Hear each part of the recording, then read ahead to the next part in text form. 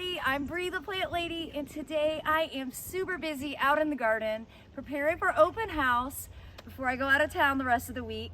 And I wanted to replant two of these really big pots that I got from Aldi. One has an existing conifer. This is a Chamaecyparis that someone gave me a few years ago. I haven't really found a place to put it in the ground, so I've been growing it in a pot. This one I am going to plant with a early jalapeno pepper and a Cuban oregano, also known as Plectranthus. The main function of this is to help deter animals. And I think that I will pick one of these really beautiful, colorful Coleus to contrast the bright chartreuse. Now, in the other pot, which is totally empty, I'm gonna do 3 really long overgrown tomatoes. I'm gonna show you that in a separate video.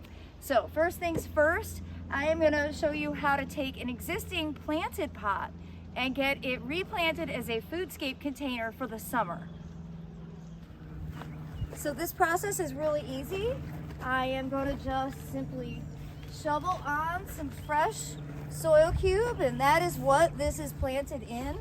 That's why it's super heavy, and I am moving it with a dolly because I don't wanna hurt myself. Let's see if we can get that spread out. That is an old tomato tag.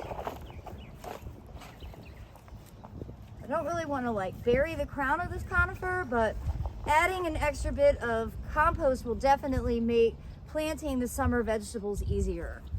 Before I plant it, I'm going to go ahead and take it off the dolly just so I can see how I'm going to orient it. You can obviously tell this is the side that's been up against the fence. So I'm gonna plant this bare side with the summer vegetables, and it'll give a different exposure. So I think I'm gonna start with Coleus. I'm gonna do 2 of these burgundy ones, so I think they look really nice with the chartreuse needles on either side. I got these at the Pitt County Community College Garden Festival that I spoke at on Saturday. It was really awesome. And that's actually where I got the really big tomatoes too, because I haven't even sown my tomato plants yet, y'all. I'm not saying I'm behind, because I intended to do a really late sowing. But I kind of thought that maybe somewhere along the line I would actually do it by now, and I haven't. Now, I love jalapeno peppers, and I'm anxious to get one growing well in a pot, just so we will have some pretty early harvests.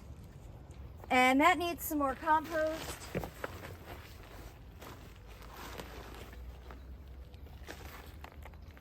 So just tip this in there. Soil cube is such a miracle soil. I feel terrible for everybody who lives where you can't get it delivered in giant bags, because it changes your life as a gardener.